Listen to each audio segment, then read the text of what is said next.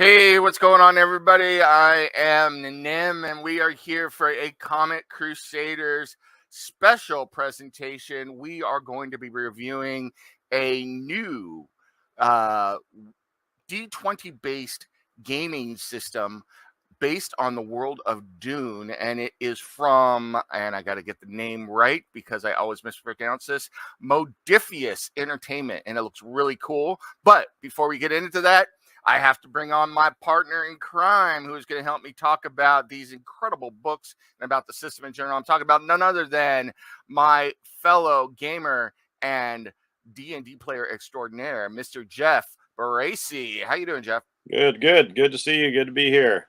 Yeah, Awesome. the inside cover, interestingly, is Modiphius Entertainment. Now, this isn't on the outside. This is on the inside credits. Another entity called Gale Force 9. And the thing I find most interesting is the movie company that currently has licensing of Dune, Legendary, is also marked down as a contributor to this. So that's pretty cool. Yeah, definitely. And they did their work, man. I'm going to tell you Woo. that the amount of, we were able to and thank you to Modiphius Entertainment for this. We were able to get our hands on 4 physical copies of different source books. And I will tell you right off the bat, these books, yeah, let's take a look at these books real quick. These books are beautiful. I mean, And it's look at how thick that book is. this is the core rule book for players and GMs. The artwork you see on the cover is the level of artwork you will Oops. find throughout the book. The book is of extremely good quality. I mean, this feels solid. It's not going to fall apart. I've been through it a number of times. The pages aren't coming loose. It's square bound. It's, I believe it's even stitched in there. And just like looking at some of the interiors, like everything is nice, neat, clean, precise, easy to follow. Yeah, these are quality books. I mean, and then you got the Arrakis source book as well, right? I do. I also have Sand and Dust, and this is the source book for Arrakis, where depending on your campaign, the majority of your campaign could possibly take place there. I mean, that's kind of what it's all about. It's Dune, but if you know the books, you know that there are many settings, and the game does count on you being able to play in whatever setting you want in whatever era. This includes all of Frank Herbert's works, the works of his son Brian Herbert and Kevin J. Anderson, and even stuff that we never got into. I don't know if Brian maybe got into it, but the Butler and Jihad is even considered as a setting that you can play in. So, like wherever you want to go on the Doom timeline, you can. Yeah, it's pretty amazing. And not only that, let me show you this real quick. I got 2 books as well, and I went for source material books that they sent me. So one was here, The Great Game, Houses of the Landstrad. This is Mm. an awesome supplemental book. It's all about, it gives you detailed information about a number of the established great houses that we've read about in the series. But then it also gives you the ability to create your own house and your own planet, and all of that goes with it, because this game combines, correct me if I'm wrong here, Jeff, but this game combines not only elements of individual role play for your character, but you can run an entire house and do that kind of thing as well. So Yeah, yeah. this game is so deep. You in the core rule books as a player, because the player creation is quite lengthy, and it actually requires the group to create because it's pretty strongly recommended that you all come from the same house. So you the first thing you create is not even necessarily your house, but you can create your world, Yeah. and then you create your house, and then you create your house's enemy, and then you create your player character, right? Like any combination there and that you want. But like you'd probably start with your great house to figure out what they're all about, and we can get into that in a little bit more detail. But Yeah. this is the most extensive uh, creation I've ever seen in a game, and it can be daunting. Although they do have a section for sort of a quick play idea, but I really think this is a game for people who are like storytellers, writers, people who like to play games like Vampire the Masquerade, very story driven sort of narrative games, and those kind of people really get into the world building. And this is a case where the players are part of the world building as opposed to just the GM themselves. So that's an intriguing thing I hadn't seen before. Yeah, it's pretty amazing. And I mean, check this out. I mean, there's a whole section in this book about creating. Oh, what? There we go. Creating your own planet, Mm-hmm. managing your house. I mean, there's all these tables that you can roll on. It's pretty incredible. And then This is all covered in the core rule book, but I bet your supplement is far more detailed than yeah, what there's a ton of stuff. And then we have this Power and Pawns, I the Emperor's Court. And not only does this detail and more give you more classes and stuff, it gives you a lot of information about Dune society and everything, but it talks in detail about those power structures and how to play if you want to play outside of a house. So this gives you rules if you want to play Talaxu or a Souk doctor group or things like there's that. even places for smugglers, people who are outside of the working Imperium. So if you want to play that Han Solo type character, or where Gurney Halleck has to flee to when House Arrakis goes down, people who have lost their houses, people who've never had a house, like the Fremen, you have your factions as well. Oh, and one other thing about character creation, all that is you also create supporting characters that you run. Yeah. So you basically run your main character, but you can have what is your own player NPC who pops in and out. Whether they are like a major NPC or a minor sort of NPC, like that is just crazy. So Running multiple characters. This is really a narrative based game, like you were saying, and it's impressed me so much that I think that might be interesting for us to run a Comic Crusaders type game and try it out. And Modiphius, if you're watching this or whatever, and you want to give us some love, that'd be cool. But I think what we got is really awesome. But let's get into some more detail about this because, like you said, this system that Modiphius has come up with is pretty incredible. And I know you're more familiar with the core rules, so I wanted to cover that. And then I'm going to play the part of prospective gamer.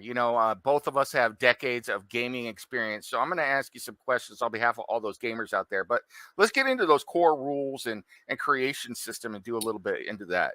I do want to say one thing. I do want to say one thing first. The first large chunk of this core rules book is all lore. If you have never experienced the Dune world outside of the movies or maybe a comic book, or if you've never read any of the books, if you don't know anything about Dune at all, this game is so jam-packed with information.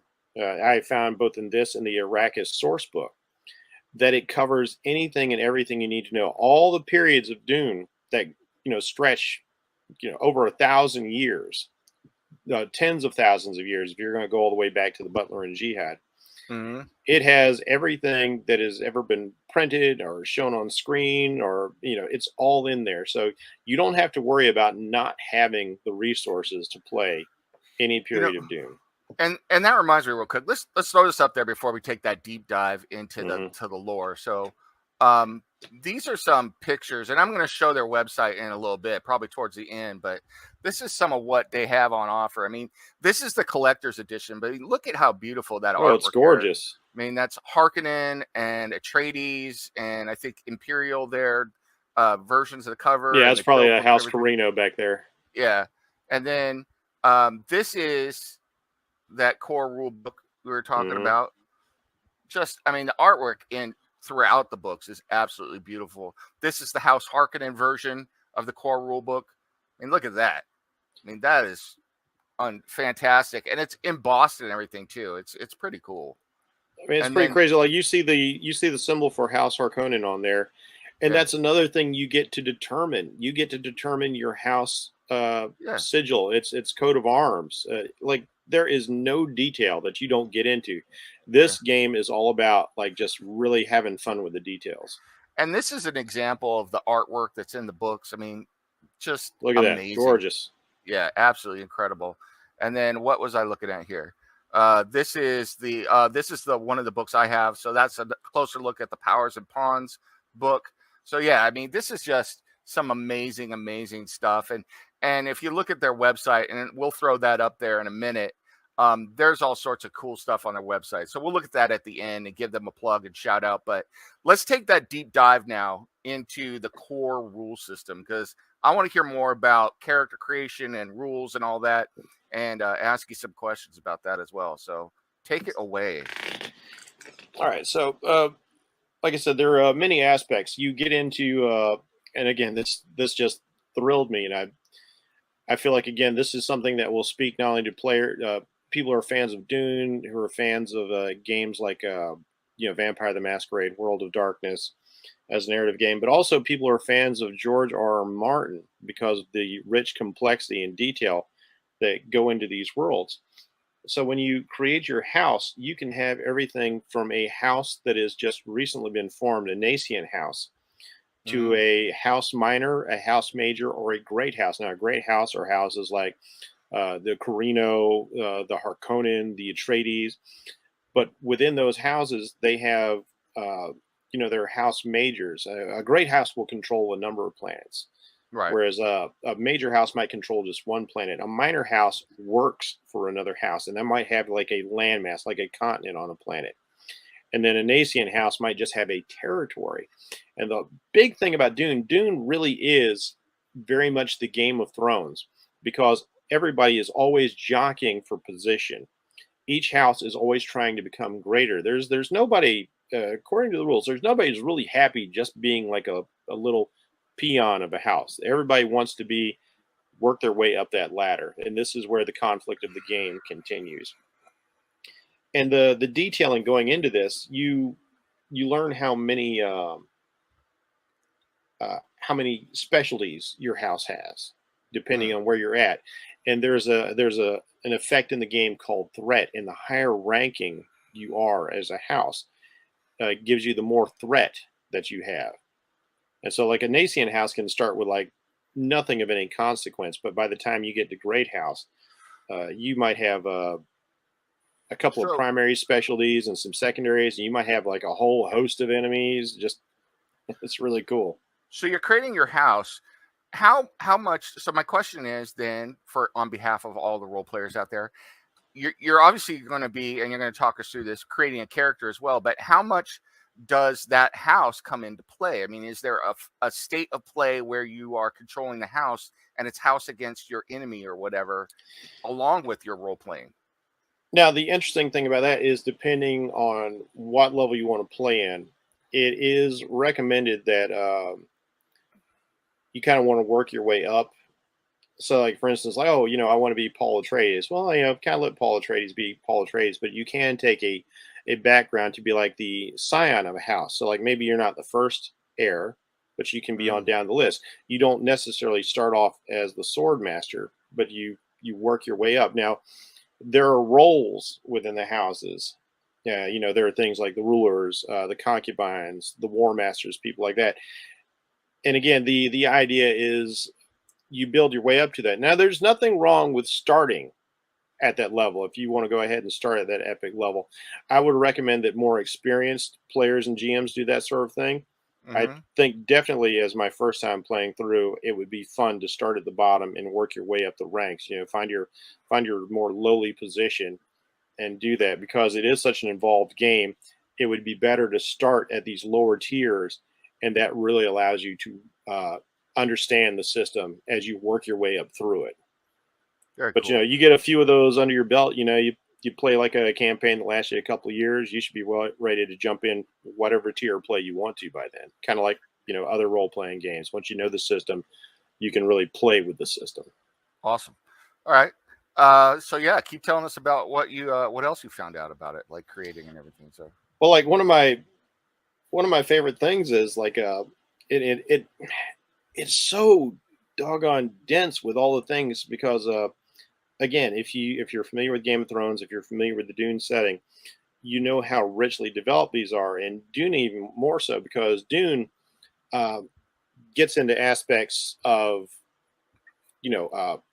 political intrigue, hierarchies within a sort of space medieval system.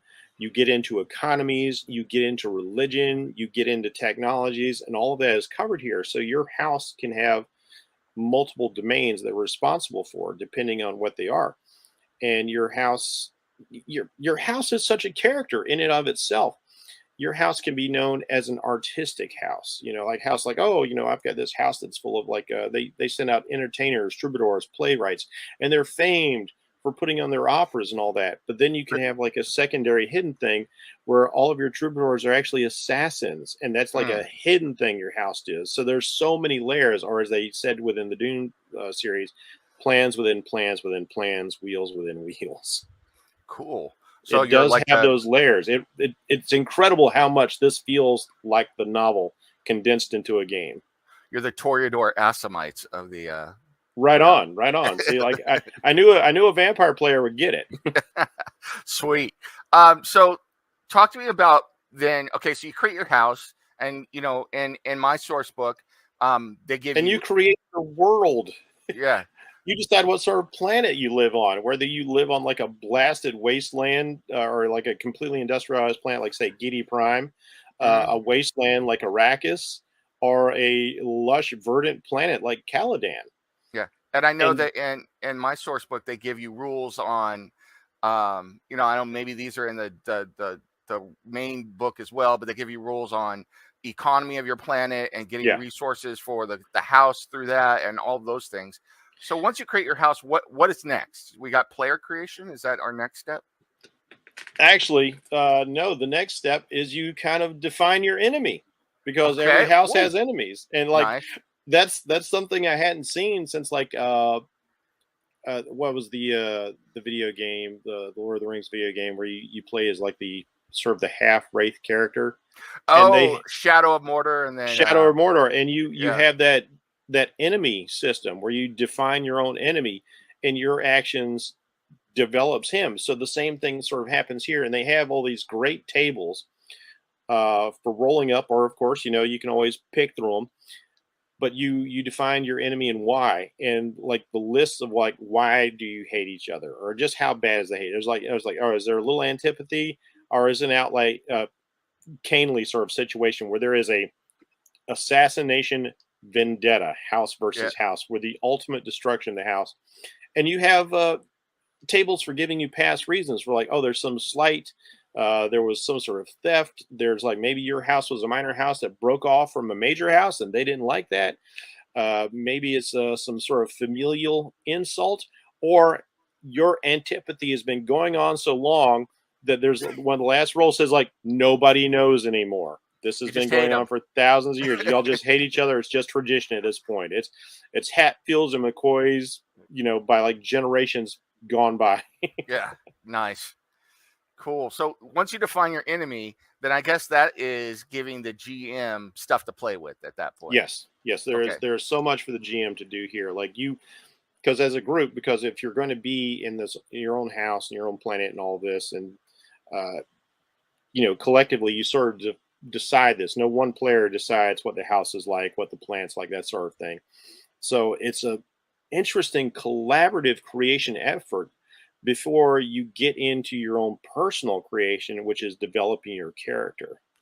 That's such an interesting take there. Then, so what Hmm. what we're saying is before we even start playing, the GM and the players really don't know what kind of game we're going to play until we all sit down together and create the setting within Dune that we're going to be playing together. Or you could, as a GM, say like, this is sort of what I want to run. Yeah. This is my expectation, and try and fit something like that. Like for instance, like one of my D&D games is a pirate adventure. There's a lot of stuff going on in the water.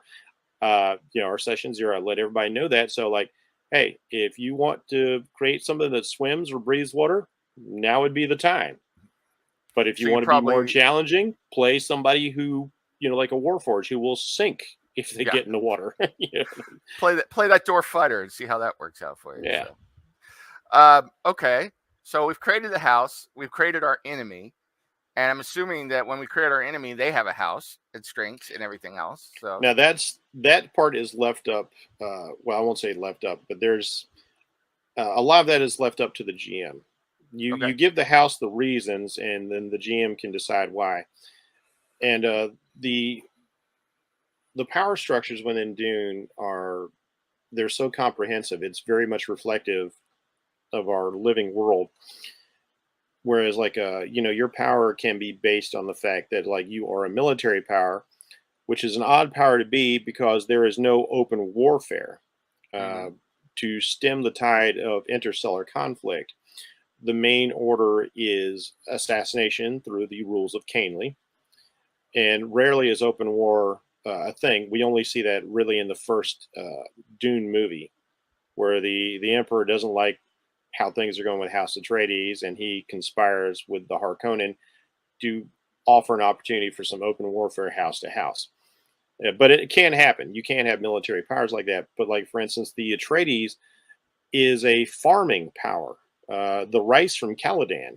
feeds a great deal of the known universe, and so your economics and what your expertise, because your characters will have skills and talents and expertise, but so does your world, so does your house, and your house has your world has resources. Like Dune's the only place that has the spice. Caladan's a wet planet, was really great for growing rice, and then your house is known to have its own expertise. So like each step of creation is like creating another character, and it's just really freaking cool. I mean, like we were discussing in the pre-show here how much we actually want to play this game, because this is a game you can really nerd out on. Yeah. Now, before we get into PC creation, real quick, Hmm. um, this game, certain games lend themselves to different mediums. So for instance, um, there have been games I played where you absolutely need to be physically there at the table with somebody else. There's games now with virtual tabletops that you could play. Like D&D is a good example where now you can play D&D, on a virtual tabletop or things like that. What about this game? What does it lend itself to? I mean, I've read a little bit too. You through it, and I think that could be possibly play by mail with occasional meetups, or it could lend itself to virtual. And obviously, you could play at the table as well, I think. But what is your opinion on playing the game? What could you do with this? Now you could definitely play this as play by mail, especially for all you budding or experienced writers out there. My first experience playing a play by mail game was back in 2000, and I found it to be a wonderful creative writing exercise, and it actually made me a better writer playing play by mail, because it's like each turn is like writing your own little chapter, and it's kind of interesting because the game mechanics, much like Vampire, each scenario you're going through is called a scene.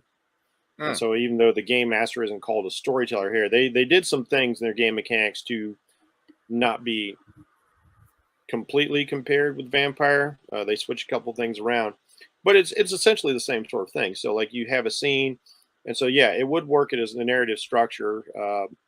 Now when you get into sort of combat, unless you were doing like a play by post kind of thing, like we played on a forum. Right. And so we had sort of like a sort of a real time sort of thing where like if we got into a combat scenario, and interestingly enough, the game I played play by post was Marvel Superheroes, a game I never thought I would, play by post or play by email. So it did make the dice rolls back and forth a little bit slower, and I imagine like a play by email would be like that too. But if you're willing to play a game like that, it's not that big a hindrance. Now, does this game have rules like if we played on, any of the number of virtual tabletops out there? Does it have rules for using like a grid and things like that when it comes to combat and things? So, No, not so much as I've seen. And like I said, it's a dense book, and I've gone over a lot of it, and I've had to skim over a lot of it as well. But again, it feels a little bit more free flowy. If okay. you watch you can go on YouTube and you can watch LA by Night Hmm. and see how they handle that sort of thing. If you could play it with a grid, you could definitely play it with a hex or grid sort of system for when you get into those moments of tactical combat, and I think that would work well.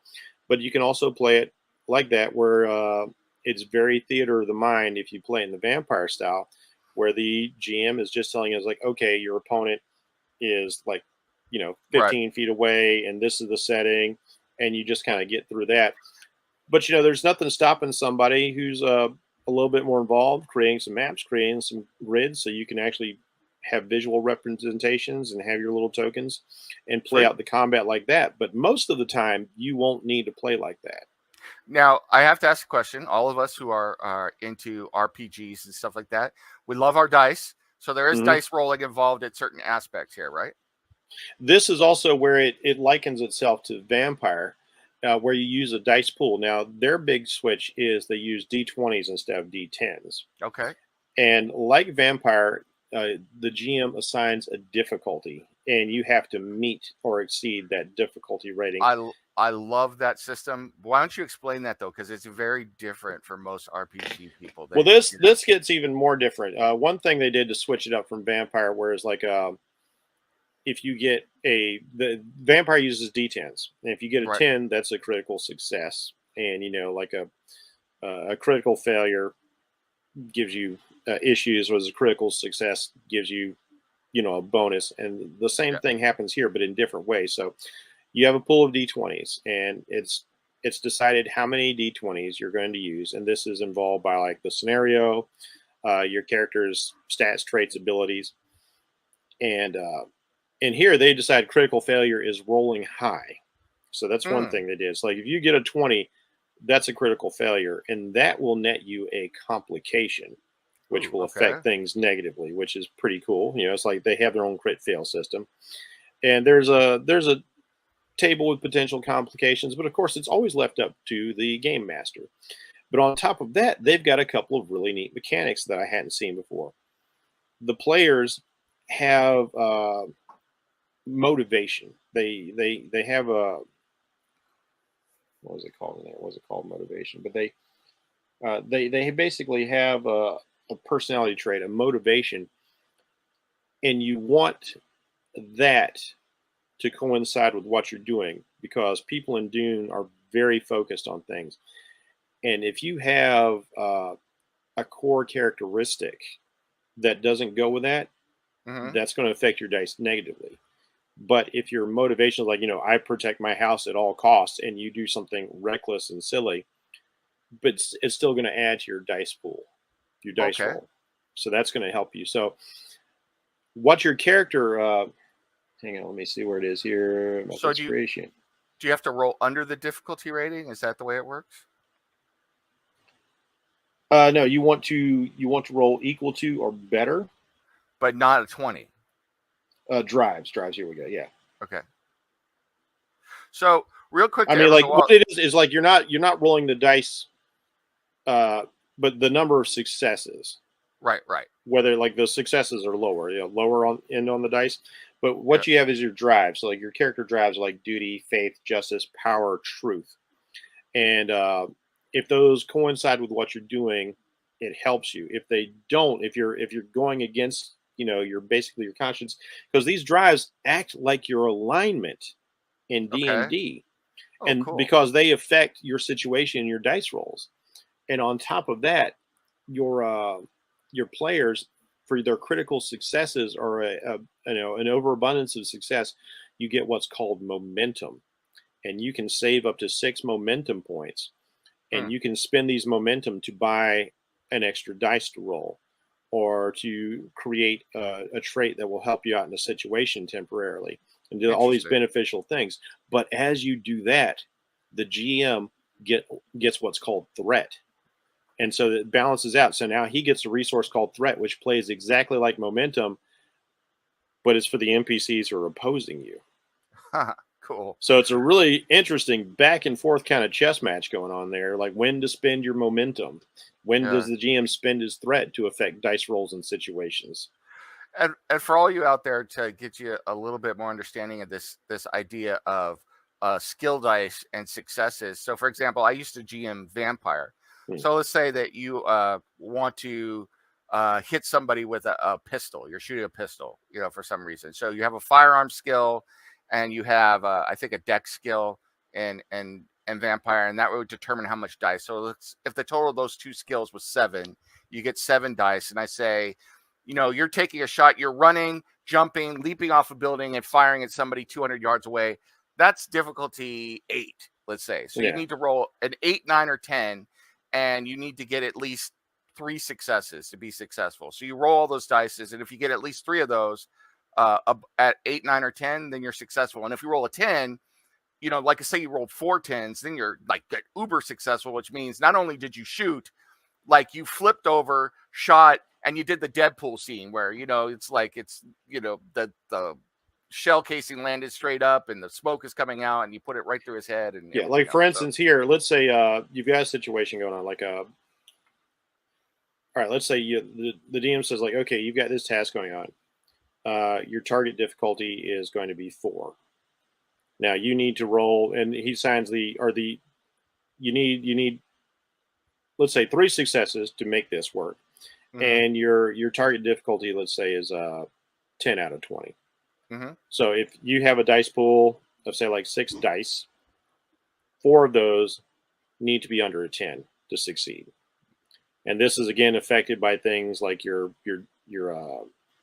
duty, or also your skills will add to it, your traits or abilities, and then of course if you can spend some momentum to help you out in some way. Interesting. So yeah, that's really so cool. Like it is like Vampire in that way, that you had your base skill, and then you had to use skills that backed up your skills, which determine how big your dice pool was before you rolled. Very cool. Very cool. So let's get then. So we've created our enemy. We've created our house. We've created our planet.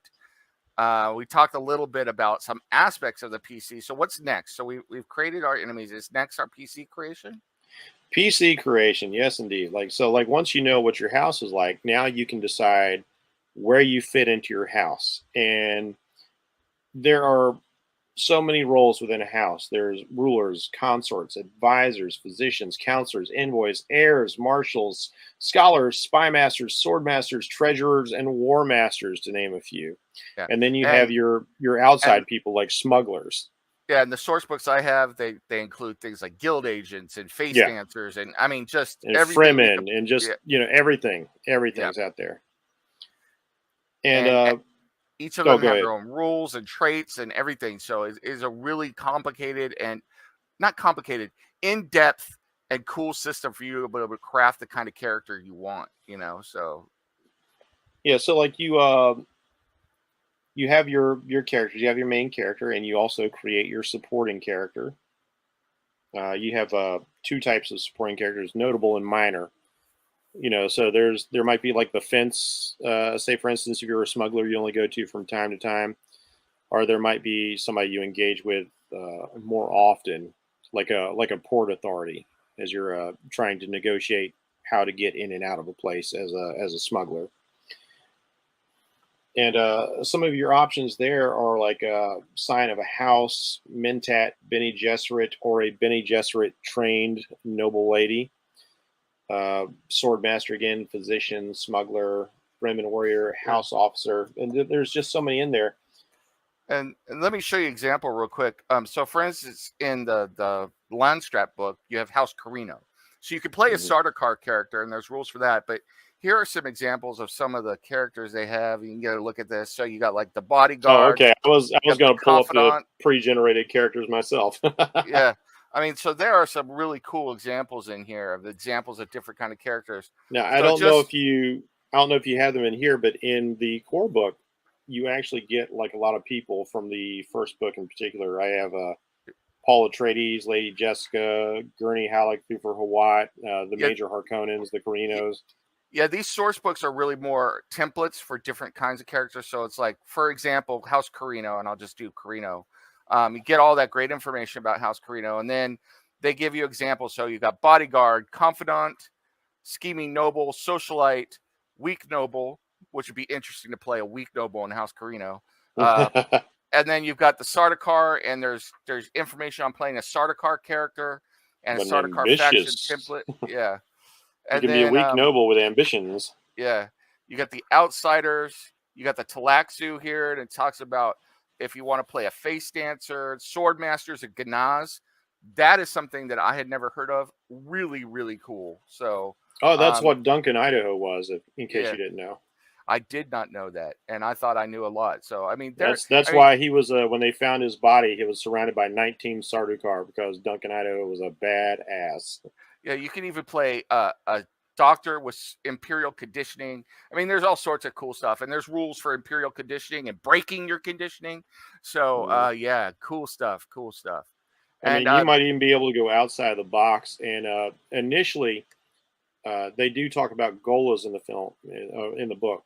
But initially, Golas, later on in the series, Golas achieve their memories. Golas are initially clones who do not have their past life memory, but that gets overturned later on in the book series. Now, this starts out with rules as a Gola is just a clone that doesn't have its past memories, but of course, it's got whatever the Telaxu would put in it, and so they make these perfect sort of servants and kind of irresistible companions to anybody who has lost a loved one. yeah, So it's very sneaky like that, and the Telaxu are very very sneaky people. I mean, But there are on even top of rules that, in here for uh, guild representatives and Bene Gesserit and all that. So, yeah, but you could even play a Gola who is maybe the early onset of one who is like starting to have its memories creep back in, as Duncan Idaho did in the second Dune book. yeah, very, very cool. So So, so many options for playing a character in here. so how do we create our character then? So, we're in the house. We need to create a character within the house. What Now is the character creation? So, you've got two ways of doing it, which I think are pretty neat, and I think all of us who have been long term game players have probably done this once or twice. You have plan creation, which is like when you're creating your D&D character and you're really plotting things out and you're thinking all about your character and you're writing down your backstory. And like some of my characters, I go and I plan them out from level 1 to 20, but the game doesn't always go that way. And ideas and plans change as I go along. It's like, oh, this scenario made me think about something else. But I'm sure there are people out there who are very much like that, and they like to have the really extensive background and history and motivations, and they've mapped out the character's life and all that. And you have that sort of thing here. Step one, you create your concept. You select a faction if appropriate. And step two, you create your archetype. You choose one of the archetypes, like I said, like the swordmaster, smuggler, courtesan, all that sort of thing. Step three, you assign ratings to your skills. Again, like Vampire, you have a number of points to spend. You do that.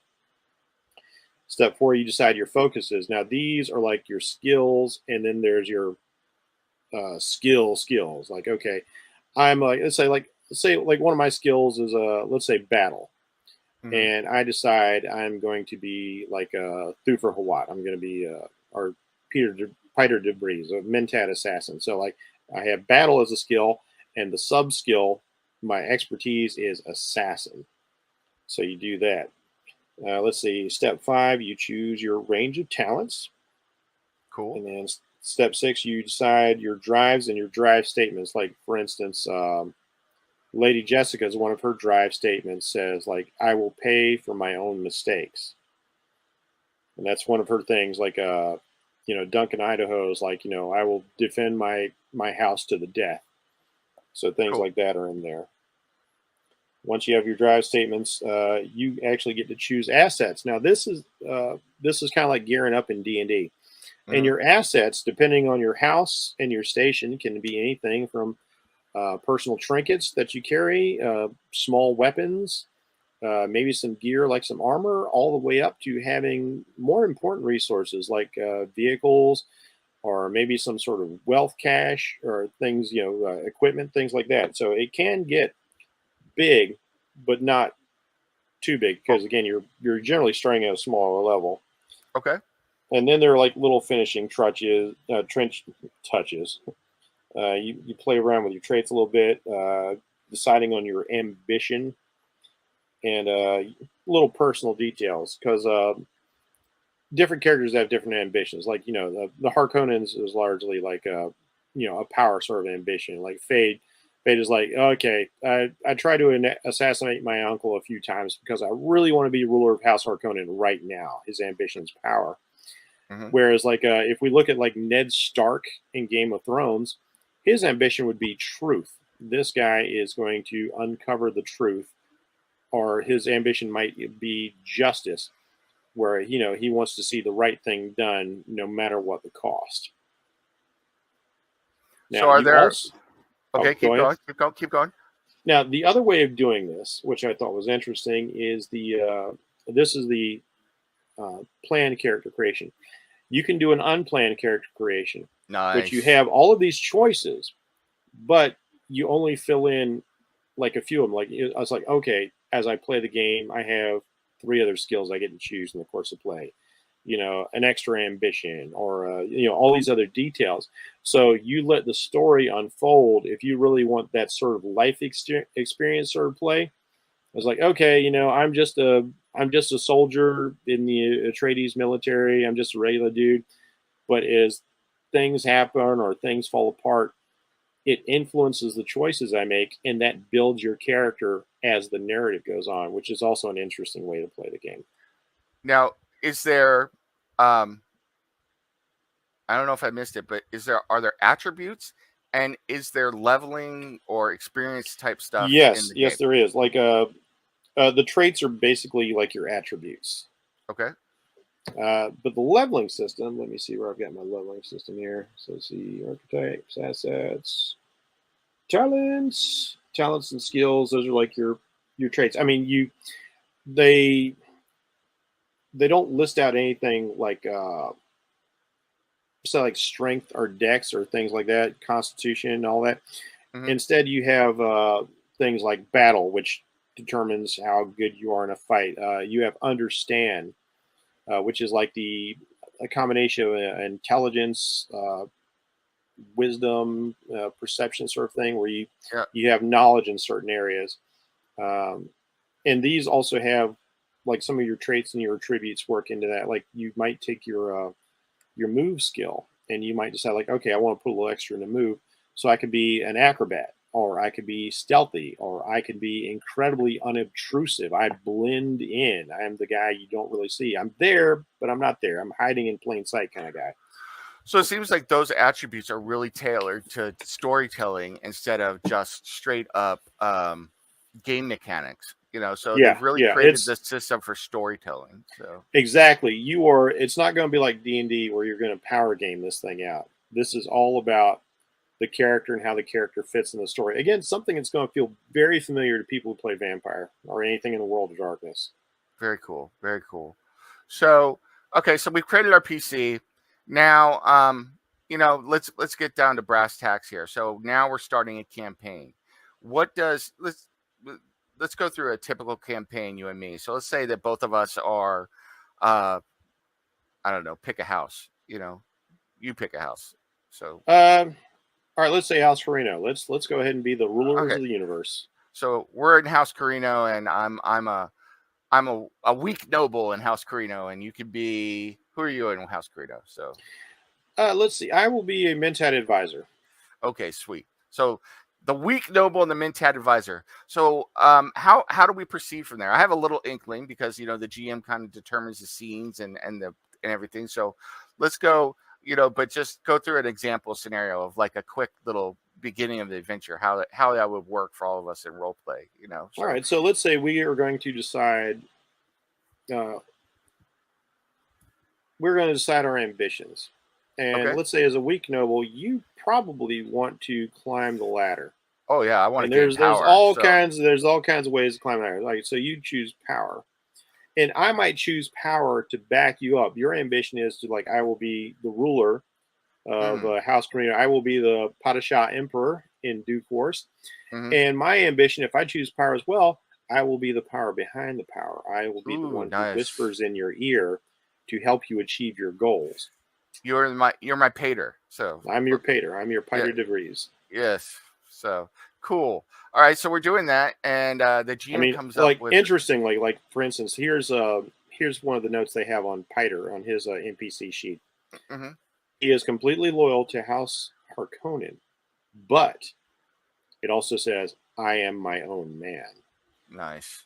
which I thought was very interesting. So I think Piter, even though he's definitely going to advance House Harkonnen, he's ready to do what it takes to do to keep Piter in play. So we've got our main enemy, and let's say that I don't know, it's some minor house, that is giving us trouble right now or something. So from what I understand, the GM could assign us then something like settling a dispute where the minor house Yes. is involved or something like that. So we go and we do that. You could like your GM might say like, okay, your house, the lord of your house, decides you need to settle this dispute. But there might be an underlying thing, whether it's your decision or if it's something like the emperor says, like, this house is being a little bit of an upstart. So you might have an underlying condition like, oh, look, the Atreides were given Arrakis. It looks like a promotion. But as you'll remember from the recent Dune movie, when Robin is like furious about the Harkonnens being kicked off, and DeVries looks at him and is like, it's not a gift. So there might be an underlying motivation is like, okay, settle a dispute, but our underlying motivation, whether it's from ourselves or from the emperor, might be like crush one side or the other. Right. Make sure this goes favorably for one side or the other, because it's all politics and it's all power games. And this is where the role playing kicks in. So you, as my Mentat, are doing all these calculations, advising me, and I'm the toadying noble, and we're doing the role playing and using our skills. Yeah, I mean, like, you could be using your communicate skill. You might have put your points into things like charm or politics, whereas I've put mine into predictive analysis. So as you're talking and I'm analyzing, and you're trying to schmooze, and I have, if my rolls are good, I've successfully predicted whether or not this guy's on the fence and how to tip him over, and I whisper that to you, and I help your roll. Nice. And so we're doing all this, and we're role playing behind the scenes and doing all this. And then, is it correct then? So let's say that our enemy figures out what we're doing, that we're trying to set them up and give them something, and they send somebody to knock us off. And then we get into like assassination is very common in the book. Yeah. Uh-oh. Often physical conflict in the book is going to be attempts at assassination. So then that comes in where the two of us are going to have to, they may just go after you, and so they might oh, he's like, oh, this guy, we know he's weak. So if we take out his mentat, which is his backbone, then what's he going to do? Yeah. So so for everybody out there, so that's just an example, and think about all of the role playing, hooks you've got there, and the things you can expand and where you could go with it. So there's a lot of stuff that you could do with that. This game is really tailor-made for role players. If that is your favorite tier of play, you're going to love playing this game. Yeah. And so as you can see, this game is really a theater of the mind. It's about creating a story narrative, and it's a little different than D&D, but it's another side of role playing that could be a ton of fun. I mean, it really is acting and creating a story on the fly. It's so fun. So before we get and we look at the actual website for Modiphius and then kind of wrap this thing up, are there any other things that you really wanted to highlight? And then I want to talk a little bit about these source books as well. So no, I think that covers the majority of things out of the core concept. I didn't get into the GM stuff as much because I think if you've been a GM for a while, you'll probably get how to play this pretty quickly. Okay. I really wanted to tackle more of the player stuff because that's where the majority of people are going to be coming from, is the player side. Now, I do have to ask one question. There are some games that are incredibly complicated that are probably best left to experienced role players. Is this the kind of game that, let's say that I've got two teenagers that want to pick up role playing? Is this a game for them, or should they play something else to lead up to it? Or could they play small and build up into something like this? So I think you could play small and build up into it because as a teenager, if you're a teenager who's into books and certain types of media, I read these books when I was a teenager, and I didn't have trouble following them. Okay. Maybe I'm smarter than the average person, I don't know, but just the fact that I like to read a lot, that helps. But I think an experienced GM could definitely work with people to to bring them into the game. And again, I would start lower and learn the system, work our way up to it. But I don't think it's beyond teenagers. Okay. Yeah, I just ask because, like there are certain game systems that are really, really in depth, and it's like you need some experience in role playing before you get into them. So it's always kind of good to Yeah, I mean, know. like if you've got anybody who's definitely if you've got kids who have got the artistic bent, especially those who really like role playing in their Mhm. role RPGs, I think they'll be fine. I think they'll Yeah. get into it. Not only that, I would say this seems to be the kind of game if you are in like drama club or something like that Yeah, in high school, this could be something really cool because it's yeah. giving you a Now lot of like improvisational yeah, ability, and you stuff like definitely that. don't. You definitely don't want your kind of more casual D&D style players playing. The ones who like to and there's nothing wrong because I've enjoyed this myself, like doing sort of goofy type games where every character has a pun name. They're having silly adventures. If you have somebody that's their play style, they're going to die and they're going to die a lot. They're probably not going to have a lot of fun because Mm. this game has some really harsh consequences to it. Again, I have to attribute this to like playing Vampire. Mhm. Vampire is a deadly game to play, just like Yeah. Call of Cthulhu, just like maybe Rifts or some of these other games. So this is a game where like people get assassinated on the regular. People are uh, like little chess pieces on a board, and somebody will maneuver you into a position where they can get rid of you or cause you to have some sort of faulted courts or with allies and enemies, and just your character will be gone. So you got to take the game serious. That's you definitely want players who are going to take the game serious. This is not a game where you have like weird, goofy, gonzo kind of gameplay. Yeah. This It's is worth this is noting, Dune, yeah, like in Vampire, combat is a last option because usually mm, somebody's dying, no matter what. So, pretty much. yeah. Dune Um, Dune is a deadly world with high stakes. yeah. I will say, I think after hearing what you're talking about, the core rule book, and after reading these source books, which are absolutely amazing, Oh, um, gee. they are incredible in the depth of detail that they go into. I can't speak to it enough.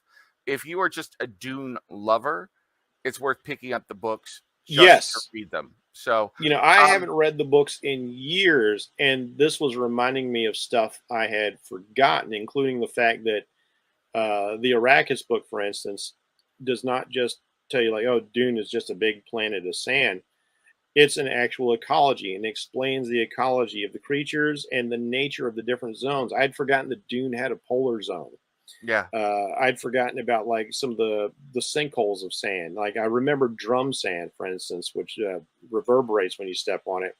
But it gets into all of that. It gets into the ecology of the wildlife that's right. on Dune and how the Fremen subsist off of this. And Yeah, it's and it, so thorough. I want to collect all these books just as a Dune fan because it's an incredible resource just to have. It's like having one of these. It's like having the Silmarillion from Tolkien. yeah. If you want all this background information and lore. Well, it's like the books that I have on the Landstrat. Um, they talk about houses that, to my knowledge, are only mentioned in passing once or Yes. twice in the entire series, and they've built out all the lore around it. So it is really, really cool in that respect. I will also say that, in my opinion, there are different type of gaming systems. This is really, I'm not telling Modiphius how to market their game, but this isn't and I mean, it is an RPG, but it's more of a storytelling system, which Yeah. is really kind of cool. I hate to keep comparing it to Nightmare because I'm sure nobody wants their thing compared to somebody else's thing, but that's the closest equivalent um, to it because that's the only RPG I've played that plays Yeah, in such a narrative sort of way, like a collaborative story building effort. yeah, and it Everything else has, you know, action that you participate in, but this and for is this is cool. and for all you gamers out there, this is the kind of thing that could lend itself very well. Like if you have a YouTube channel or something like that, where you could create videos, animated shorts or something about the narrative and show the houses and the struggle and everything. So there's a lot of Mm, cool things you could do with this. Um, just like there's a lot of cool things you can do online with D&D and everything. But this is something where you could create your own Dune narrative and share that, and it's ongoing, and it's a never, a never-ending story. Sorry to borrow that. Please don't sue me. Of this. As long as we don't sing the song, yes, nobody will ding us. Your Dune universe unfolding. So before we get out of here, let's look at Modiphius's website real quick. I will say this. I think this is both an extraordinary game to play for people who want to write and people who want to act. Like you said, drama clubs would be into this because this will hone both of those skills. Definitely. And it makes you think on the fly and get your creative juices flowing. And then if you want to be very good for improv. Yeah, incredible. So this is Modiphius' main site, and we're going to get to their 2D20. That's what they call their system, the 2D20 RPG system. We're going to be looking at this one. I'm going to be looking at this. I think we got a couple of these coming. Captain Log solo RPGs for Star Trek. That sounds absolutely amazing. But they've got Cthulhu here, Dreams Machines, Dune, Fallout. I want to try that as well. But it got a bunch of Dishonored that's based on a game. But let's look at what they got for Dune. So, I mean, yeah, it's absolutely beautiful. Look at the artwork they got on here on their website. And then everything they've got going on. So, and they've got source books and PDFs, core books. You could look at the PDF. So they're reasonably priced. You could get their, some stuff they got a couple things for free, but £15 for Agents of Dune or stuff like that, or even the core rule book at £18. That's not too bad. I mean, it's a little pricey, but here's a question. I haven't been on the website. Do they have PDFs available for those who can't afford the hard books? I'm on the PDF section right now. So this is the digital download right here. So they got everything is available in digital download. So and they're reasonably priced. You could download the character sheet for free. You can and they've got their main core rule book is £18, which is probably about $22 US. Sounds about right. For PDF.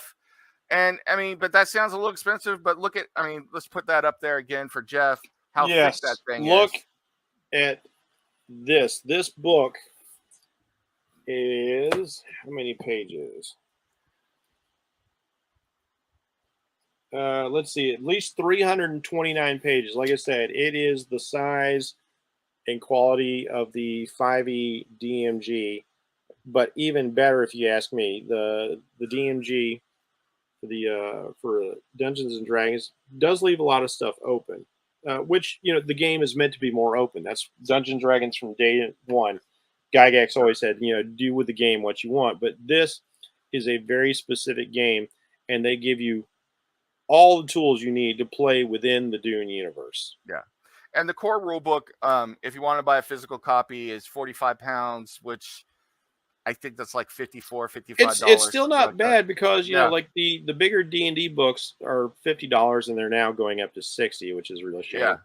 So, I mean, it's reasonably priced. And I mean, you can even look at this. If you want to get the Game Masters bundle, you get I think you get dice, you get a couple, you get a screen and stuff like that. But yeah, I mean, if you're going to play online, you're perfectly fine getting the PDF stuff. So dice goblins do not need more dice. We have all the dice. Yeah. And then I'm a dragon sitting atop my dice hoard. And then if you're one of those committed Carino, Harkonnen, or Atreides people, you could get the core rulebook collector's editions. And those are a little bit more pricey, but I mean, the artwork and the embossing and everything is absolutely incredibly beautiful. So it's definitely sweet if you're a fan. Yeah. So you got all that. I mean, even their dice are kind of cool, but for those of us who have been doing this a while, we've got so many dice, we don't know what to do with them. No, but I will say, after going over this and seeing that the Star Trek is from the same company, our founder, Comic Crusaders founder Al, said there is an opportunity to take a look at those books. And given how much I enjoyed this, I really want to take a look at the Star Trek stuff now and see how that plays. Yeah, I'm waiting to hear, but I have a request in with our founder, Al Mega, that I may be doing a solo con adventure from their Star Trek stuff in the Nice. original series. So I'm a big Captain Kirk fan, so I'm going to take Kirk's chair and do my thing. So that's what I want to do. So we'll see. But yeah, Modiphius, go check them out. I think they are a very cool company on the rise. They've got some cool stuff. I didn't even realize that they have a Fallout and Dishonored Fallout RPG and a Dishonored RPG, and those look That's amazing amazing. as well. So yeah, I think that this company is putting out some quality material, and I Yeah, may have they to check are out that Fallout stuff. So they are not shirking at all. no, They've put in the time, they've put in the effort. They've got quality products, quality artwork. Everything I've read through these books is so spot on. As a longtime Dune fan, I didn't find anything amiss, and I'm excited to play this game. yeah, and let me throw that up there for everybody so you can find that. Oh, hold on, gotta type this in so I can get it up there. So yeah, go check them out right here, Modiphius, spelled just like that, .net, and that's where you can find all of their game products. Um, you know, this is something different for us, but I will tell you on behalf of Jeff and I, we would not give our endorsement for something unless we thought it was a cool product. Absolutely not. And we'll tell you right up front, we are not getting any advertising dollars or anything like that from this.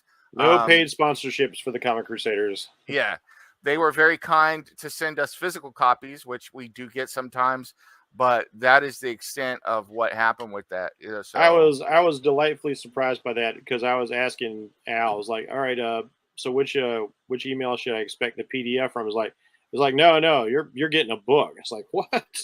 yeah, And I'm glad they did because I love seeing the quality of the book. I mean, yeah. like it is quality stuff, y'all. Yeah, it is they are very nice books. They're put together very well. I'm telling you, this company, I had not heard of them before this. They do it right. They do everything they have looks top tier, class. I mean, they are at least Wizards of the Coast quality, if Yeah, not better. So serious competitors right here. yeah, so go check them out. They got some great stuff, and they've got a number of different type of games. So I mean, I can even tell you they've got wargaming, board games, Homeworld Fleet Command. They got a Skyrim board game. I mean, this is incredible. They got a Crusader Kings board game. Yeah, I don't know who. I can't believe that I've not heard of them before, but they've got a war game, a tabletop war game based on Fallout. I mean, let me put this. Same here. I had not heard of this company until we were given the opportunity to do this review, Yeah. and I'm so glad we got this opportunity because I've got a new place to look at and some new games to play. I'm always Check up for this new out. I mean, games. I want to play this. Look at this Fallout Wasteland Oh, Adventures. Look at that. those miniatures look sick. Yeah. I mean, and what else they got here? They got Borderlands, Rangers of Shadow Deep, Battle Space, Elder Scrolls. Crazy. I mean, yeah. These guys are coming hard. Yeah. Good stuff. They have kicked in the door and said we are in the house. Yeah. And then, I mean, if you're a board game, look at this. Agatha Christie, Death on the Cards. I mean, that's great. Yeah. So, yeah, I'm a fan of this company, and if Modiphius wants us to review anything else, I would definitely do it. Definitely. Whether they want to send it to us or not, that's completely up to them. But I plan on checking some of this stuff out and looking at it, and I recommend it to all of you as well. What do you think?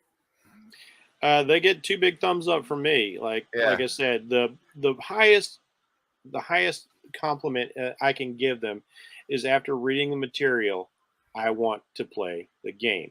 Now, I might be biased because I am a longtime Dune fan, but at the same time, it's in what they've built from it. And this feels like reading the books. I feel like I can step into that world via the work they've done and have that Dune experience that I would like to have. I will also say, and this is such an important point, and Jeff brought it up at the beginning, and I'm going to ram it home here before we go, is that not only has Modiphius been able to license this material and license Fallout and license Skyrim, but if you look at the book, look at the back here, Modiphius, their 2D20 system, but Legendary, who's got a ton of money sunk into Dune, put their label on this. Yes. That's how confident they are that this company has done a great job, and they really have. And it's confidence well placed. Yeah. So, and you'll notice, like, I don't know if it's in your book, but I noticed in my book, some of the artwork, some of the character artwork is definitely inspired by the recent movie. Yeah. You can see it in the character design, the way it's doing. So, like, Legendary is behind him. Yeah. So, I mean, this is a company that I think we need to support. They're doing things right. And this game system is definitely one that I think both of us would recommend. So go check it out. And I'm looking forward to trying this game system out at some point. So I think it's going to be really cool. You got anything else before we wrap this thing up? I think we've said about all we can say. I can't praise them any more than I have. Absolutely. I found nothing negative I can say about this game system. Yeah. Real quick, little stuff here. Make sure that you follow all of our podcasts on the Undercover Capes Podcast Network and Comic Crusaders. Please click like and subscribe down below. Give us your comments. If you want to see more material like this, we're willing to bring it to you. We got lots of gamers in Comic Crusaders. We love it. We would love to cover this kind of stuff for you and bring you games or even streaming games of our own, things like that. So let us know in the comments. And on behalf of Jeff and myself, please follow Cinema Crusaders on Friday afternoons at 4 p.m. Pacific. I almost feel bad that I don't have anything to critique. Yeah. Because I would love to critique them and like give them like, oh, you could do this better, but like I couldn't find anything. I guess it'll have to come out of gameplay if I see any problems, but like just going through the source material, like this is awesome. And let us know in the comments, do you want us to play this game online and share it with all of you so you can get more in-depth detail on how the game works? Because I'm willing to do that, and I'm sure Jeff is as well. We do some online gaming already. So let us know. Like I said, Fellowship of the D20. Yeah, go check out Fellowship of the D20 on Sunday afternoons. So 3 to 7, and then it's on the Fellowship of the D20. I think it's on the Omen Comics Podcast Network, or it might be its own YouTube channel. So go check that out. All sorts of stuff out there. Make sure you check out Jeff's artwork on DeviantArt, Bracey 452 on DeviantArt. Bracey 100. Bracey 100. You can find me on Twitter everywhere or social medias at Nemesis FC2. Yeah. Bracey 452 is my Twitter handle. Okay.